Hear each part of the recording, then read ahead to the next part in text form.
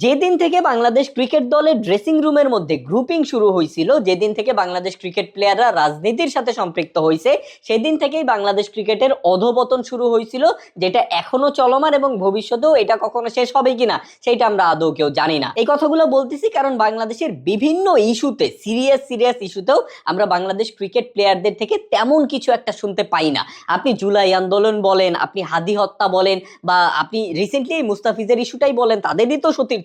আরো এরকম বিভিন্ন ইস্যু বাংলাদেশে প্রতিনিয়ত হয়, বাট বাংলাদেশ ক্রিকেট প্লেয়ারদের থেকে আমরা খুব একটা কিছু শুনতে পাই না। বাট আমরা কিন্তু চাই তাদের কাছ থেকে কিছু একটা শুনতে চাই, কিছু একটা এক্সপেক্ট করি, যেহেতু তারা আসলে ন্যাশন হিরো, তারা যেহেতু বাংলাদেশের হিরো, তো আমরা তাদের কাছ থেকে কিছু একটা এক্সপেক্ট করি। বাট ম্যাক্সিমাম টাইমই তারা কিছু বলে না, তাদের মুখে কুলুপ বেঁধে রাখে। বাট যখনই তামিম ইকবালকে নিয়ে কেউ কিছু বললো, অমনি তাদের আসলে বিবেক জাগ্রত হলো, অমনি সবাই আসলে ফেসবুকে সরব হয়ে গেল, অমনি কপি পেস্ট করা শুরু করলো, অমনি কুয়া বেশি প্রেস কনফারেন্স করা শুরু করলো। বাট আদার যে ইস্যুগুলো হয় বাংলাদেশে, এবং যখন আমরা বাংলাদেশি ক্রিকেটারদের কাছ থেকে কিছু একটা শুনতে চাই, তখন তারা কিছু বলে না। এই জিনিসগুলো কেন হয় এটা খুব স্পষ্ট, এটা আমি আপনি আপনারা কিন্তু সবাই জানি যে অলরেডি বাংলাদেশ ক্রিকেট দলের মধ্যে বিভিন্ন গ্রুপ রয়েছে, যার মধ্যে তামিম ইকবালেরও একটা গ্রুপ আছে। তামিম ইকবাল যেহেতু ন্যাশনাল টিমে নাই, তারপরও তামিম ইকবালের একটা গ্রুপ ন্যাশনাল টিমের মধ্যে সচল আছে। প্রিভিয়াস পিরিয়ডে আসলে সাকিবেরও এরকম একটা গ্রুপ ছিল।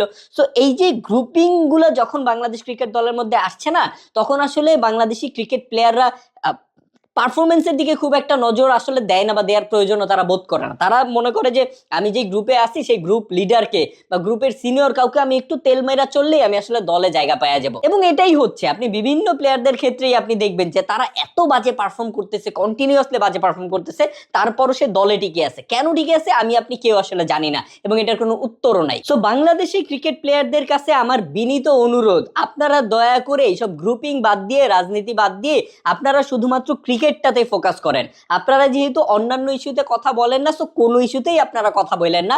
আপনারা শুধুমাত্র যে আপনাদের যেটা কাজ, আর ক্রিকেট খেলাটা, ক্রিকেট প্র্যাকটিস করা, ক্রিকেটটাকে কিভাবে ইমপ্রুভ করা যায়, আপনার পারফরমেন্স কিভাবে ইমপ্রুভ করা যায়, স্কিল কিভাবে ডেভেলপ করা যায়, আপনারা সেইটাতেই ইমপ্রুভ করেন, সেটাতেই আপনারা ফোকাস করেন। বাদ বাকি কোনো কিছুতে তামিমরে কি বললো, সাকিবরে কি বললো, এইসব নিয়ে আপনারা এইসব এইসব নোংরা জিনিস আপনারা কইরেন না। এইসব কপি পোস্ট দেওয়া শুরু করেন না, প্রেস কনফারেন্সে এসে এইসব নিয়ে কথা বললেন না। কথা যদি বলার হয় তাহলে সবকিছুই নিয়ে বললেন, না বলার হলে কিছু নিয়েই বললেন না।